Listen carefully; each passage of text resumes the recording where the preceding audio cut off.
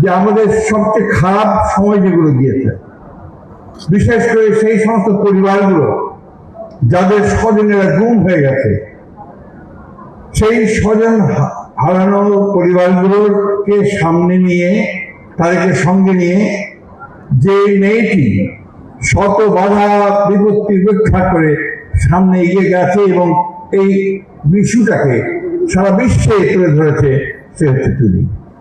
আপনারা কি জানেন না যে যখন এই সম্পর্কে কথা বলা বিপদে হচ্ছিল, যখন এই সম্পর্কে কাজ করতে গেলে তুলে নিয়ে গিয়ে কিভাবে নির্যাতন করতো সেটা আপনারা অনেকেই জানেন।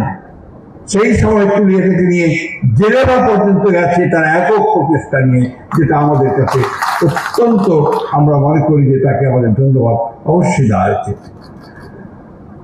যাদের স্বজন হারিয়েছে তারা জানেন তার দুঃখ কি, ব্যথা কি, বেদনা কি, এবং এই ব্যথা বেদনাগুলোকে সামনে নিয়ে তুলি তার মায়ের ডাক সংগঠনকে নিয়ে সামনে এগিয়ে এসেছে।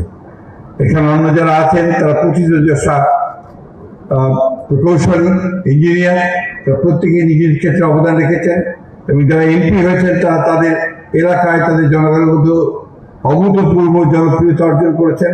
সেই জন্য আমি তাদেরকে আন্তরিকভাবে ধন্যবাদ, কৃতজ্ঞতা দিই। শুধু আজকে এখানে সবাই যারা আছেন তারা সবাই বেশিরভাগই প্রকৌশলী, এবং এই দেশের সবচেয়ে উচ্চশিক্ষিত মানুষদের মধ্যে আপনারা, এবং সবচেয়ে প্রিভিলেজ ক্লাস যদি বলি আমরা, সেটা আপনারা। বাংলাদেশে আমরা এই 57 বছর বয়সে আমরা একটা স্বাধীনতা যুদ্ধ করেছি, এরপর গণতন্ত্রের জন্য লড়াই করেছি বারবার, আমাদের সমস্ত অধিকারগুলো আদায় করবার জন্য আমরা লড়াই করেছি, অনেক প্রাণ গেছে, অনেক রক্ত গেছে, রাজপথ রক্তে রাঙা হয়ে গেছে। আমরা এবারকার এই যে জুলাই, যেটাকে আমরা 24শে জুলাই বলছি, এই জুলাই গণঅভ্যুত্থানের পরে সাধারণ মানুষের মধ্যে কিন্তু একটা বোধ সৃষ্টি হয়েছে। সেই বোধটি হচ্ছে যে আমরা একটা নতুন একটা বাংলাদেশ চাই, আমরা সেই পুরনো ঘুরে ধরা বাংলাদেশ আর দেখতে চাই না। এবং সেই ক্ষেত্রে আমি মনে করি আপনাদের ভূমিকা, প্রকৌশলীদের ভূমিকা সবচেয়ে উল্লেখযোগ্য এবং প্রয়োজনীয়।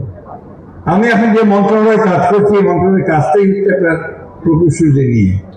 একদিকে আপনার যেরকম স্থানীয় সরকার প্রকৌশল আছে, সেই সঙ্গে আপনার ওয়াসা আছে, পাবলিক হেলথ ইঞ্জিনিয়ারিং আছে, একটা পুরো বাংলাদেশের সমগ্র মানুষের যে সবচেয়ে মিনিমাম রিকোয়ারমেন্ট দিলো, সেই রিকোয়ারমেন্টগুলোকে তারা আপনার এখানে প্ল্যানিং করেন, বাস্তবায়ন করেন এবং জনগণের উপকারের জন্য কাজ করেন। আপনাদের প্রতি জনগণের আগ্রহ অনেক, আকাঙ্ক্ষা অনেক, এবং তারা আশাও করেন অনেক, প্রত্যাশা অনেক, যে আপনারা যে প্ল্যানিংগুলো করবেন, যে কাজগুলো করবেন, সেই কাজগুলো যেন জনগণের সত্যিকার অর্থে কাজে লাগে।